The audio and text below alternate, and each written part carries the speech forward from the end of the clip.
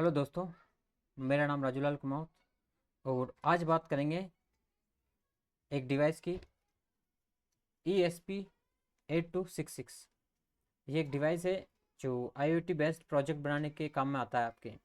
जैसे आपको IoT based कोई भी प्रोजेक्ट बनाना है, जैसे आपको ऐसा प्रोजेक्ट बनाना है जैसे आप यहाँ पर बैठे हो और आप दूर दराज पर कोई भी आपकी मशीनरीज है, कोई डिवाइस है, आप उसको चलाना चाहते हो या उसमें कोई भी अलग एक्स्ट्रा एक्टिविटी करवाना चाहते हो, तो उसके अंदर ये काम में आता है। ESP8266 वाईफाई मॉडल है ये।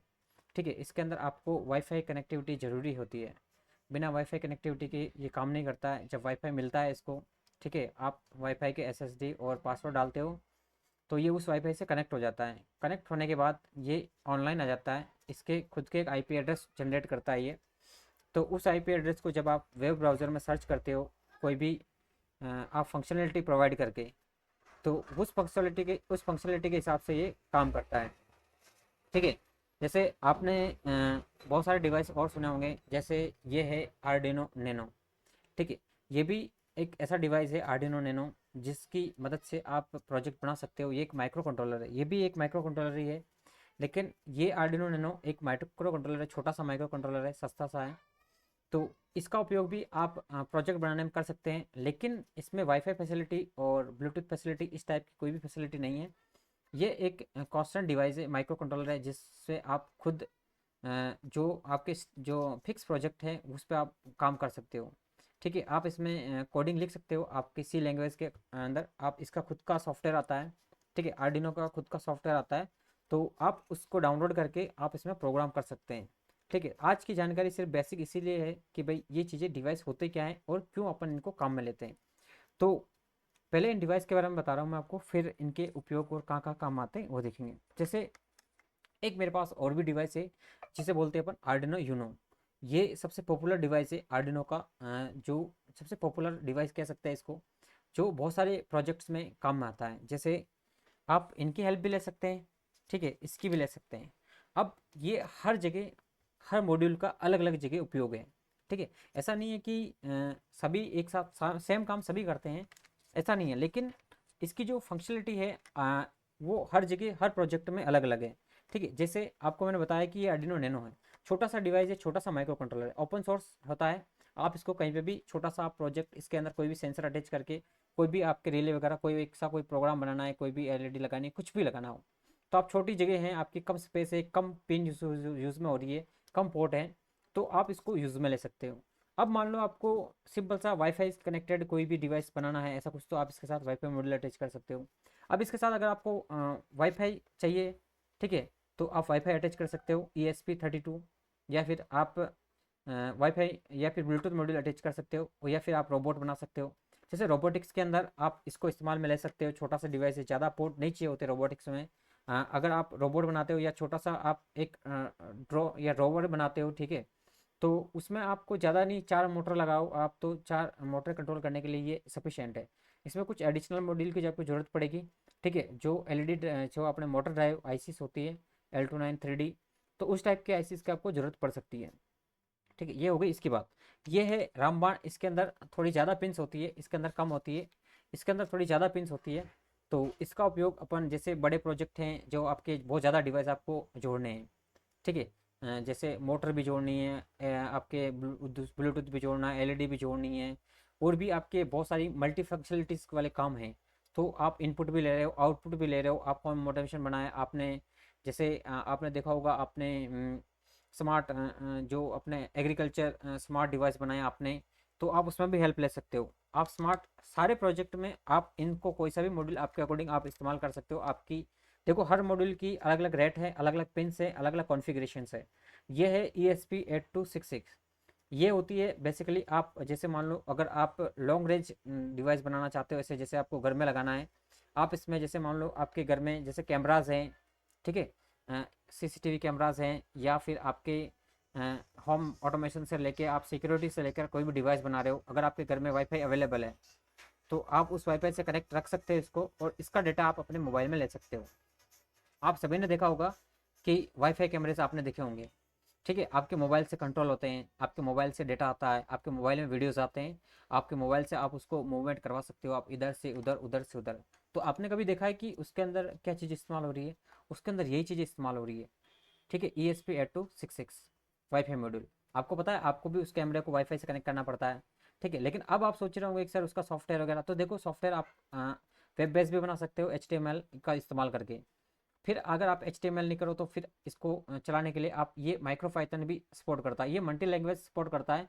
ठीक है, ऐसा नहीं है कि ये एक ही सी लैंग्वेज ही सपोर्ट करता है, ये मल्टी लैंग्वेज सपोर्ट करता है। अगर आप माइक्रो पाइथन यूज़ करोगे तो ये कंपेटेबल है माइक्रो पाइथन के साथ में। आप माइक्रो पाइथन के साथ में इसमें अपने कोड डाल सकते हो। आप, क्योंकि इसके देखो जो मेमोरी है, फ्लैश मेमोरी, वो 4 GB 4 MB के आसपास होती है। ठीक है, देखो अलग अलग है, अलग अलग कंट्रोलर आते हैं, अलग अलग मॉड्यूल्स आते हैं जिनकी देखो मेमोरी होती है, रैम होती है, सब अलग अलग डिपेंड करती है। ठीक है, तो इसकी 4 MB है, बाकी 512 KB में भी आता है और छोटा भी आता है। तो वो डिपेंड करता है आप कितना इसमें डेटा आपको चाहिए और कितना स्पीड चाहिए आपको, तो वो आपकी रिक्वायरमेंट के ऊपर डिपेंड करता है। ठीक है, बेसिकली आपने इन डिवाइस के बारे में जाना, अब इनके उपयोग कहाँ कहाँ हैं आप देख लीजिए। आप इनको उपयोग में ले सकते हो आपके होम ऑटोमेशन में। होम ऑटोमेशन के बाद आप एग्रीकल्चर में भी आप इसका उपयोग में ले सकते हैं। एग्रीकल्चर के अंदर जैसे कुछ एग्जांपल्स देख लेते हैं अपन। तो एग्रीकल्चर के अंदर आप देखो, आपने कभी देखा होगा कि आप खेतों में आप पानी छोड़ते हो, या आजकल तो देखो ड्रिप सिस्टम भी आ गया।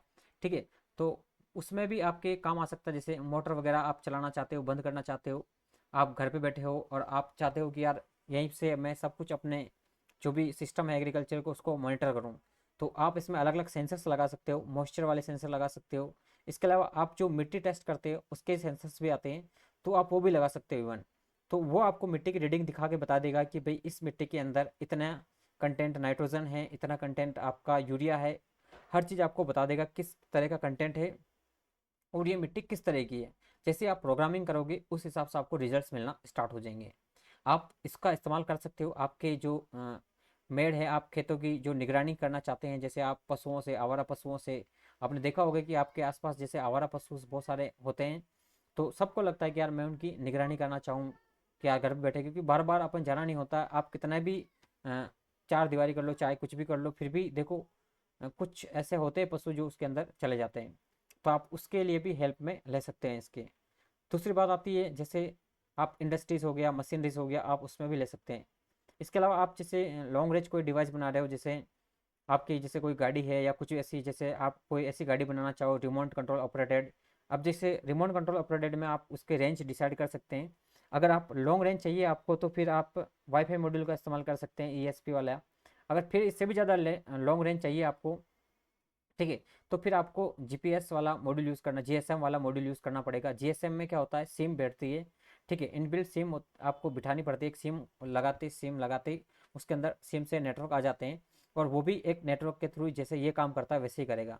देखो आपको पता ही है कि कोई भी डेटा आपको भेजना है, कहीं पे भी भेजना है, तो देखो एक नेटवर्क की तो आवश्यकता होती है, एक माध्यम होना ही चाहिए। अगर आपके पास कोई माध्यम नहीं है तो आप कुछ नहीं कर सकते हो। जैसे अगर आप बस है आपके पास, लेकिन अगर आपके पास रोड नहीं है तो वो बस किसी काम की नहीं है, आप उसको कहीं पे भी ले जा नहीं सकते, ट्रांसपोर्ट नहीं कर सकते। तो अगर बसेस है तो रोड भी चाहिए।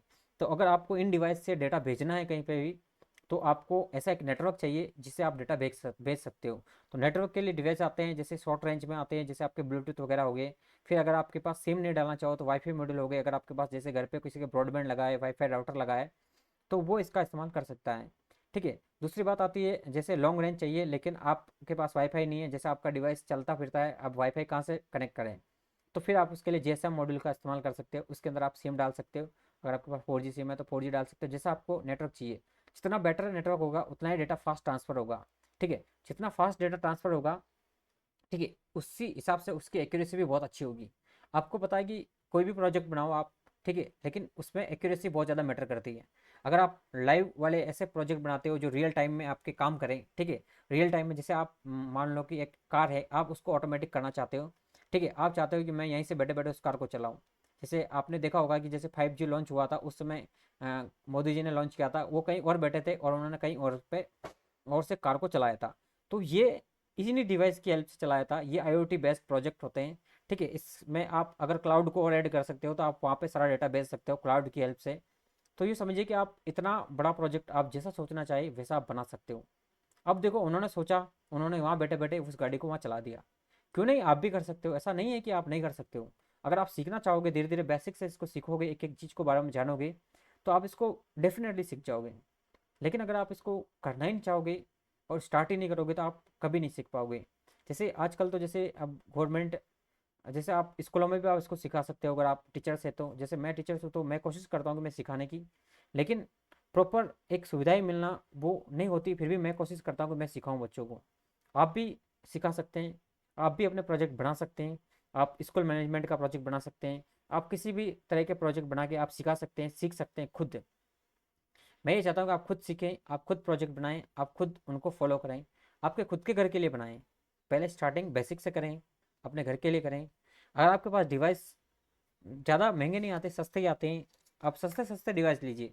अब अगर आप ओरिजिनल डिवाइस पे जाओगे तो थोड़े से महंगे पड़ेंगे, कॉस्टली पड़ेंगे, लेकिन ये जो थर्ड पार्टी डिवाइस होते हैं जो अदर्स कंपनीज द्वारा मैन्युफैक्चर्ड होते हैं, तो ये थोड़े से सस्ते होते हैं लेकिन अपने काम चल जाता है। जो फीचर्स उसमें मिलते हैं वो इसमें मिल जाते हैं, लेकिन ठीक है, लंबे टाइम तक इस्तेमाल नहीं हो सकता, लेकिन एक सीखने के हिसाब से बेस्ट है मेरे हिसाब से ये डिवाइस सारे। मेरे पास सारे अलग अलग कंपनीज के हैं सारी। ये वाला रेपुटेड कंपनी का है, ठीक है, ये भी बहुत बड़ा आर्डिनो का कंट्रोलर है। तो ये सारे माइक्रो कंट्रोलर है, ओपन सोर्स है, ठीक है। जैसे आपने पीएलसी का नाम सुना है जो पूरी इंडस्ट्रीज को कंट्रोल करती है, लेकिन वो ओपन सोर्स नहीं होती है।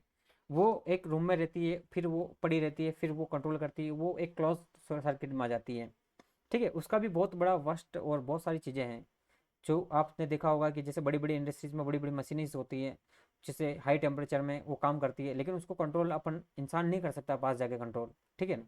तो उनको कंट्रोल करने के लिए आपने देखा होगा कि फिर ऑटोमेटिक सॉफ्टवेयर्स बनाए जाते हैं, तो वो सब पीएलसी पे होते हैं, ठीक है। तो PLC, Arduino controller, micro controller में डिफरेंस है, क्योंकि माइक्रो कंट्रोलर ओपन सोर्स है लेकिन पीएलसी क्लोज सर्किट में आती है, जैसे एक घर में पड़ी है ऐसे, क्योंकि उसकी साइज़ थोड़ी बड़ी होती है, तो वो उस हिसाब से काम में करती है, बड़े बड़े डिवाइस चलाती है, ठीक है ना। तो आप थोड़ा सा इनका डिफ्रेंशिएट करें, डिफ्रेंशिएट करके समझें इनको, और आप अपने अप्लाई करें और इसको सीखने की कोशिश करें। बाकी अगर आपको कोई सीखने में कोई मदद चाहिए, कुछ भी ऐसा चाहिए, तो आप मुझे मतलब मैसेज कर सकते हैं, कमेंट बॉक्स में लिख सकते हैं, ठीक है। बाकी आपको ये जानकारी अच्छी लगे तो आप वीडियो को शेयर कर सकते हैं अपने दोस्तों में, ठीक है। धन्यवाद।